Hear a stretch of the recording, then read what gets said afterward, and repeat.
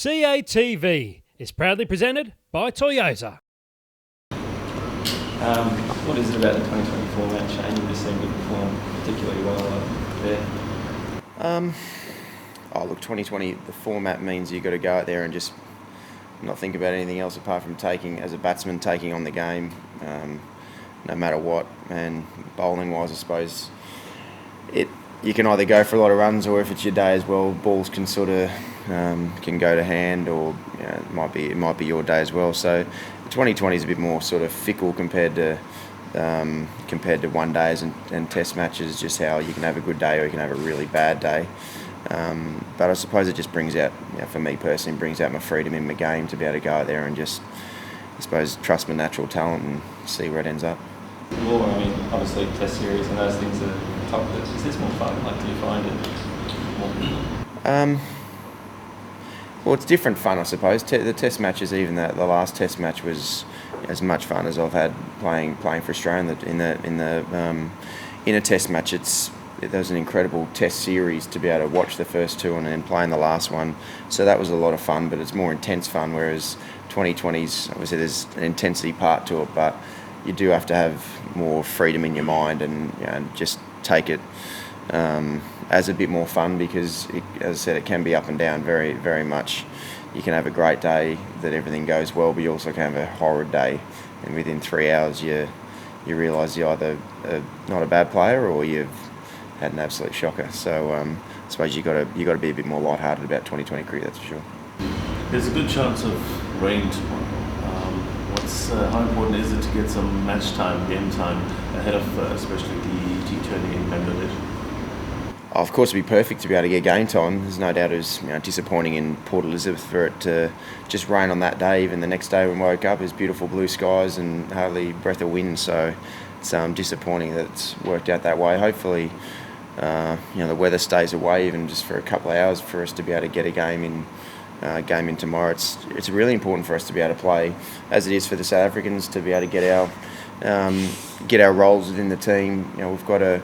This is a slightly different squad anyway to other times I've played for Australia, so it's more so just everyone fitting into their roles within the team, which is going to be extremely important leading into the T20 World Cup. So we know if it rains here, worst case scenario, if it rains here and we don't get any play, because I've heard at Centurions the weather up until the day of the game is not great either, but we've got a couple of practice matches in Bangladesh as well. But still, the more cricket you play as a group, the better prepared you're going to be going into such a big tournament. Can you draw parallels with Portugal? I mean, it was a disaster start to the Test tour and then not ideal start to leading into that World Cup. Well, hopefully we can, if we win the World Cup, we can draw parallels. There's no doubt that Potchefstroom wasn't ideal for the weather, but in them we've been playing non-stop cricket for a long time now. So for the last, I've been just about non-stop, apart from a few injuries for me personally. But it doesn't really matter if you have a week off. It's actually more a chance to freshen your bodies up and really just make sure you're ready to go. So I don't think it certainly won't affect our preparation too much. It'd be ideal to be able to play games like it would have been ideal to play the tour match in Potchefstroom, but the amount of cricket that we play throughout the year, it's not going to really have much of an impact, I wouldn't think.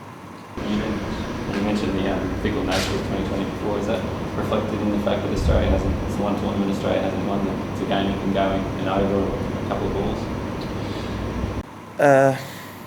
No, I wouldn't say that's the fickle nature of the game's the reason why we haven't won the T20 World Cup. I'd just say, more than anything, we've got the most balanced side that I've ever been involved with, and balanced squad.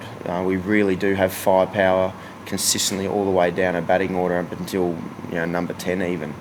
And bowling wise, we've got options from high quality opening bowlers to high quality death bowlers, high quality spinners. I think just the versatility of this squad, more than any squad that I've played 2020 cricket for Australia, is certainly in all conditions against any opposition we can match up really well. So I think it gives us more of a chance to be able to win it. There is 2020 cricket. It certainly is fickle, but if you have a lot of match winners in your team, then you've got more chance of being able for someone to be their day. And we've certainly got that in our squad now, that's for sure. Shane, considering the hugely different conditions between South Africa and Bangladesh, how much stock would you have placed? I mean, if you play tomorrow and Friday, how much do you really take out of that leading into the World Cup? Or is it more just the playing together as a team? I think personally it's more just playing together as a team. There's no doubt, even just seeing when the covers came off just before normally here in Durban, there's always a little bit of spice in the wicket, even if it's been sunny for 2 weeks. So now there's been a bit of rain, there's always going to be a little bit of something in the wicket and potentially at Centurion as well. So, and there's no doubt in Bangladesh the wickets are going to be significantly different, but it is going to be very important for us to be able to play together, to be able to understand each other that bit more, which will certainly be very important going into pressured games, knockout games in a World Cup. So, I think that's more so because the conditions here are definitely going to be quite different to Bangladesh.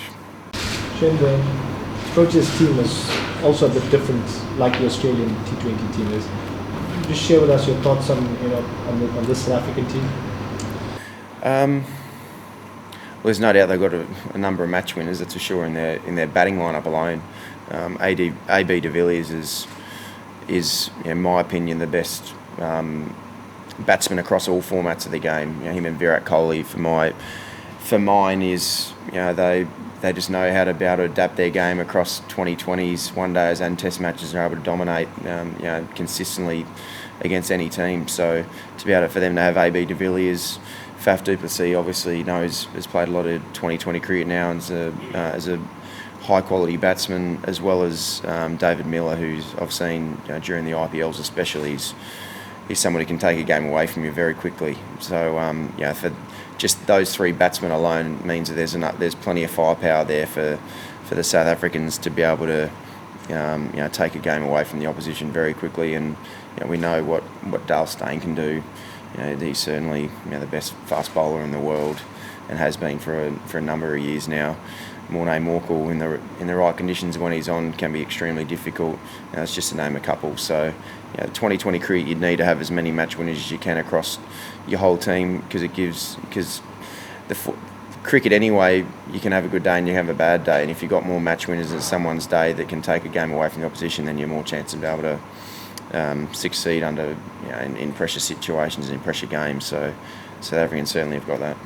In terms of the busy schedule, are you looking forward to drawing breath once the World Cup and the IPL's up? Yeah, I'm looking forward to have a few months at home, just to be able to, I suppose, live a normal life of not living out of a suitcase more than anything. I do love travelling. I do love travelling the world in various cricket teams. The World Cup, this is now that we've had the Ashes and now had the Test series here, the World Cup's certainly a very exciting time for us in the Australian 2020 team, because, as I said, this is our best squad that I think we've ever assembled in 2020 cricket, and also for the IPL, for me to be able to captain the Rajasthan Royals is another exciting part. So I've got a lot of exciting, very enjoyable cricket coming up. So I know at the end of it, I've got a couple of months to be able to relax with my family at home, but I'm still really excited about these next 3 months that are coming up as well.